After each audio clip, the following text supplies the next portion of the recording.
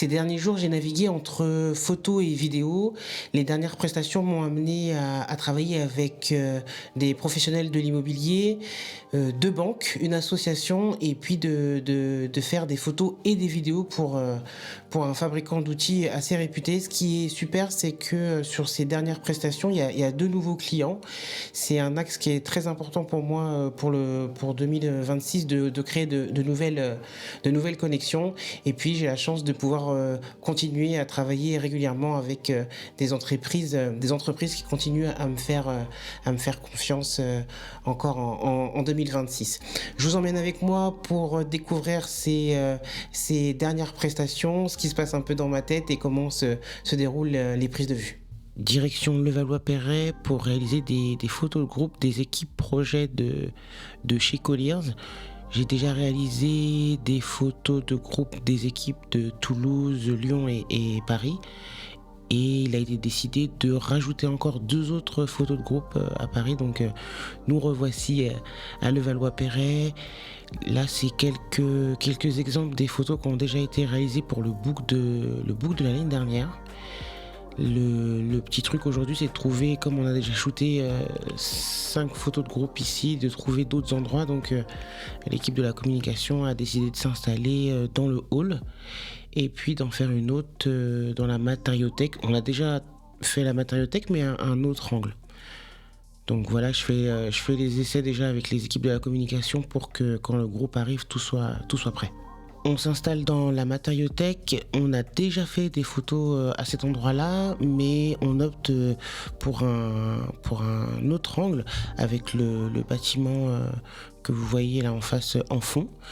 Donc j'essaye d'orienter mon éclairage pour qu'il se reflète pas trop dans les vitres, et je vais positionner le groupe autour de la table pour pouvoir avoir une composition sympa. Direction maintenant la Caisse des dépôts, toujours avec l'agence Réa avec laquelle je bosse depuis quelques années maintenant. Je passe par le Louvre, toujours en bus quand j'y vais, c'est toujours assez agréable, surtout quand il fait beau. Pas plus d'images pour cette presta, j'ai pas eu le temps. Retour chez Colliers, encore une fois, il y a eu pas mal de projets en début d'année avec eux. Cette fois-ci, c'est pour le trombinoscope. Donc, je réalise des photos institutionnelles des équipes depuis quelques temps maintenant. C'est une grosse séance, hein. On est parti pour toute la journée, une quarantaine de personnes au total. Et la séance, elle est organisée par Jérôme, qui est le graphiste senior et dont j'ai le plaisir d'avoir la compagnie sur ces journées. Là, je vous avais fait un petit focus sur ce que j'utilise, sur le matériel précisément que j'utilise. Donc là, les pieds, le système pour tenir mon fond lastolite, mon fidèle fond lastolite gris que j'utilise à toutes les sauces parce que je peux très bien le foncer, je peux l'éclaircir, mais je peux aussi très facilement lui donner n'importe quelle couleur en post-traitement. Je pense que je le fais pas assez souvent, c'est de shooter en connecté. Cette fois-ci, Jérôme m'a demandé si on pouvait avoir un retour sur leur ordinateur des photos pour que les gens puissent, en tout cas, si ce n'est de choisir d'avoir un retour en plus grand pour pouvoir mieux apprécier leur portrait. Et je me rends compte que je shoot vraiment différemment. Déjà, je shoot moins. Et je shoot, c'est beaucoup plus qualitatif. Ça me permet moi aussi d'avoir un retour plus grand, d'être plus précise dans ce que je fais, dans ma lumière, dans les postures, et ça me permet d'engager aussi de façon plus simple avec les gens et de pouvoir regarder ensemble ce qu'on est en train de faire. Pour éclairer le fond, typiquement sur ce genre de prestage, je prends un tout petit pied qui prend beaucoup moins de place et qui me permet quand même de pouvoir éclairer mon fond et d'obtenir le rendu que je veux. Je commence à connaître les lieux, donc même si j'arrive en avance, c'est assez agréable d'avoir ces marques et de pouvoir être un petit peu en automatique et de s'installer de façon efficace. Je shoot en connecté donc aujourd'hui avec le 5D Mark IV avec cette petite pièce, je sais pas comment ça s'appelle exactement, mais qui me permet de sécuriser le câble USB qui va de mon appareil jusqu'à l'ordinateur. C'était fourni dans la boîte du 5D Mark IV et j'avoue que je l'utilise à chaque fois. C'est vite fait de ripper sur le câble et de l'arracher, et c'est vraiment a priori une réparation qui peut être coûteuse, donc on va s'éviter les problèmes et utiliser le bon matériel. Je profite de la présence de Jérôme pour faire quelques tests et pouvoir effectivement savoir si ma lumière est bien calée. Je commence généralement par la lumière de fond. Malheureusement, je sais toujours pas comment mettre ma vidéo qui est positionnée autour de mon cou pour avoir une vidéo qui serait droite. Et aussi quand je shoot en connecté, j'oublie que j'ai mon fil en plein milieu. Bref, on voit bien que là voilà, je commence par tester la lumière du fond et ensuite je rajoute ma lumière principale. Les tests comme ça que je fais juste avant me permettent aussi de placer un petit bout de gaffeur au sol qui va permettre aux participants par la suite de savoir à chaque fois où se placer. Concernant le matériel, toujours les Godox qui fonctionnent vraiment très bien. Le 85 mm aujourd'hui, j'ai la place de shooter et j'ai du recul. Et ensuite, je prends le grip généralement quand j'ai une grande séance comme ça qui me permet d'éviter d'avoir des positions un petit peu embêtantes toute la journée avec le bras en l'air. Donc je prends le grip, c'est un peu plus lourd, mais j'ai mes 2 batteries dedans. Je suis tranquille pour la journée en général et la position de mon bras est beaucoup plus ergonomique quand je suis installé comme ça. Il va y avoir une quarantaine de personnes qui vont passer aujourd'hui et on a aussi prévu des photos de groupe. On a été en repérage avec Jérôme pour savoir dans quelle pièce ce serait le plus judicieux de faire ces photos de groupe, et on a finalement décidé de revenir dans la pièce où on était parce que il va y avoir un assez grand groupe, je crois d'une 20aine de personnes, et il nous faut absolument la place. Donc on décide de rester dans l'endroit où on était. J'ai déjà fait des photos ici dans un autre angle et je pense que normalement ça devrait le faire. On n'a pas qu'un grand groupe, on a aussi un groupe de 6-7 personnes, mais je pense que les deux peuvent se faire ici. Donc là vous voyez des exemples du plus petit groupe, et à l'occasion je vous montrerai celle du plus grand. Direction Paris pour cette fois-ci réaliser des portraits sur fond uni, mais sur fond uni coloré. Le fond, je l'ai fait livrer directement là-bas parce que même si je l'ai déjà fait, se trimballer avec un fond d'1,30 m dans les transports, c'est pas super amusant. Donc je l'ai fait livrer sur place directement pour être vraiment tranquille. J'arrive assez tôt parce que ça commence, on va avoir une longue journée.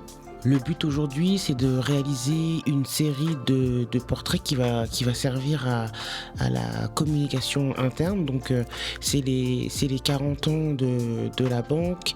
Les portraits seront imprimés et affichés sur les ascenseurs de l'établissement, et aussi sur d'autres supports, mais principalement voilà, imprimés et affichés sur les ascenseurs. Donc on part, normalement le brief était sur une partie sur fond uni bleu ciel, une partie sur fond uni blanc, ou en tout cas un gris très léger, et le reste de l'équipe de la communication qui s'est joint à nous par la suite. Après mûre réflexion, on a décidé de garder que le fond bleu, et c'était vraiment la bonne idée parce que le brief a été aussi de demander aux collaborateurs de venir avec des vêtements colorés, et le fond bleu rendait tellement bien qu'il faisait un petit peu de l'ombre à notre fond gris. Donc voilà, on a décidé de rester uniquement sur ce fond bleu. Pour cette prise de vue, j'utilise encore le 85 mm. De toute façon, dès que j'ai un peu de recul, je vise directement cette optique sur le 5D Mark IV parce que le piqué est vraiment, vraiment très bon. Facilité d'utilisation, il est stabilisé. Donc il y a vraiment toutes les conditions réunies pour être tranquille. J'ai pris également l'ordinateur pour avoir un retour, comme je vous expliquais juste avant.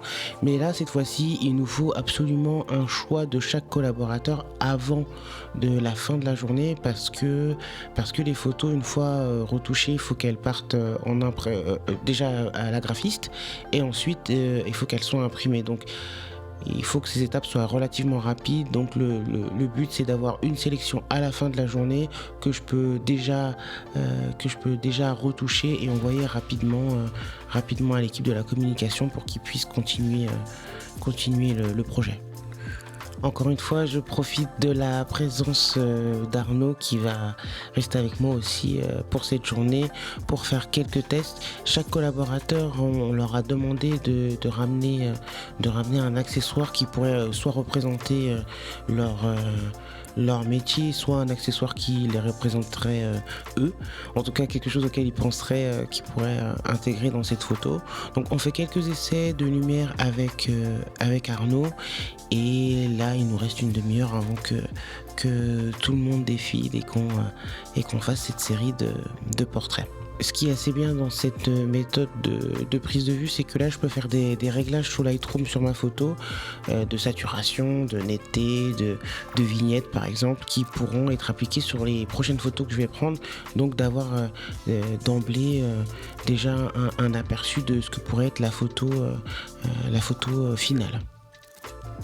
Généralement, les séances à la BFM sont toujours assez sympathiques, mais il y a des gens comme Gary qui apportent encore un peu plus d'énergie et avec qui c'est vraiment très agréable de shooter. Donc cette journée se termine, fait partie des derniers participants. On a en tout une cinquantaine de portraits. Je vais pouvoir travailler dessus très rapidement et faire un retour tout aussi rapide à l'équipe de la communication. Préparation et départ pour Orléans avec un nouveau client. Ce qui est sympa, c'est que là, il me demande de la photo et de la vidéo, donc je suis équipé en conséquence. On part en voiture, ça sera beaucoup plus simple pour se déplacer une fois là-bas. Comment j'ai eu ce client, c'est par une recommandation. Je vous explique un petit peu. Je vous laisse apprécier ce petit vol d'oiseau. Comment je travaille avec ce nouveau client, c'est mon frère qui, il y a quelques années, m'avait recommandé auprès de sa responsable pour faire des photos dans son entreprise, et c'est sa responsable qui finalement me recommande auprès d'une de ses connaissances maintenant.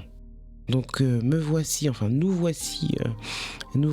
à Orléans pour réaliser des photos et des vidéos de la construction d'une œuvre chez les compagnons du Tour de France. Je vais rencontrer un artiste, je vous en dirai un petit peu plus plus tard. Pour l'instant, je vais garder un petit peu le secret, mais on doit documenter la réalisation d'une œuvre à Orléans, chez les compagnons du Tour de France, réaliser des interviews des différents participants et de l'artiste. Mon intervention, elle va se dérouler sur 4-5 dates, a priori 3-4 à Orléans et puis une à Paris. Je dois réaliser des photos et des vidéos de toutes les étapes importantes de ce projet. En ce qui concerne le matériel photo, je prends le Canon 5D Mark IV avec un 35 mm et pour la vidéo, ce sera le Canon R7 avec le Sigma 18-35. En arrivant, j'avais repéré pour l'interview le hall de l'établissement. Je savais pas si c'était possible, mais le directeur me l'a confirmé. Donc je m'installe pour faire mon interview. Canon R7 en principal, le R50V en second boîtier, donc caméra B.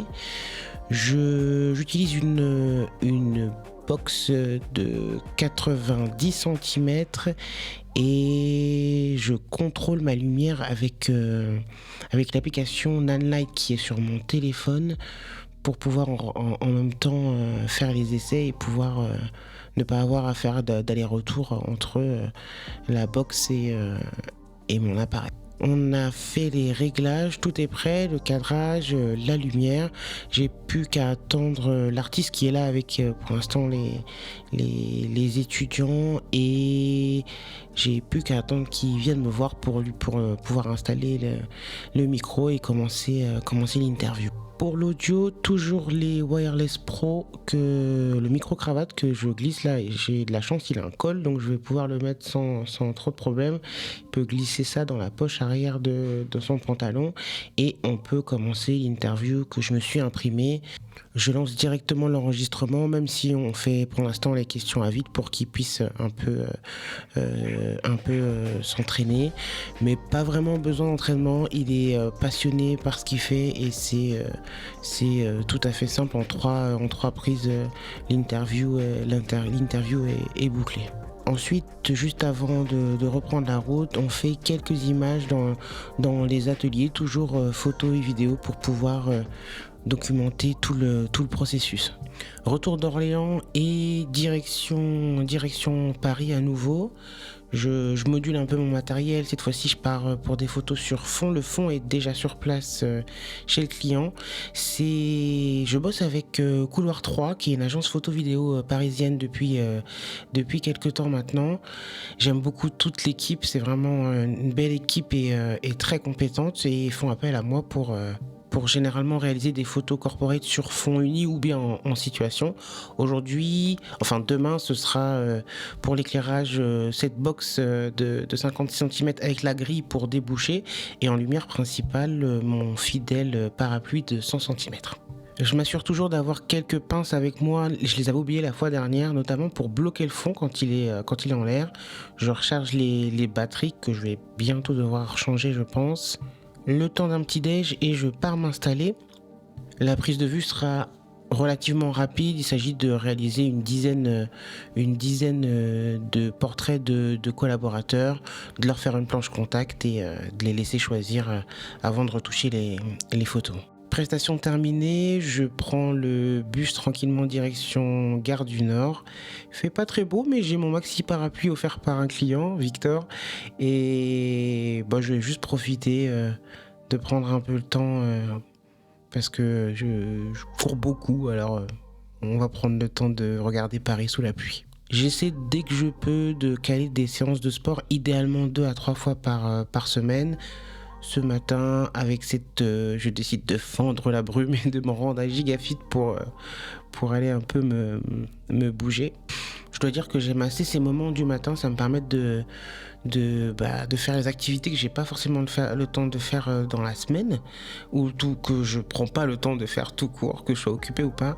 Donc là, je me force un peu à prendre ce temps-là pour dessiner, pour réapprendre des choses et je prends aussi le temps de prendre ma guitare et de travailler mes gammes, même si je suis sur la même page de mon livre depuis 2 mois. Mais même si c'est qu'une demi-heure, j'essaye de faire ça tous les jours pour me vider la tête, comme je vous l'expliquais, et pour ne pas m'oublier entièrement dans mon travail. Ensuite, go salle de sport pour une séance d'1 heure environ où je vais combiner cardio et musculation. Je me suis fait un petit programme qui commence à porter ses fruits. Le vrai truc, ça va être de rester consistante et de venir régulièrement et de venir même quand j'en ai pas envie du tout. Retour à la maison pour m'occuper de la post-production des photos que j'ai réalisées un petit peu plus tôt pour la BFM.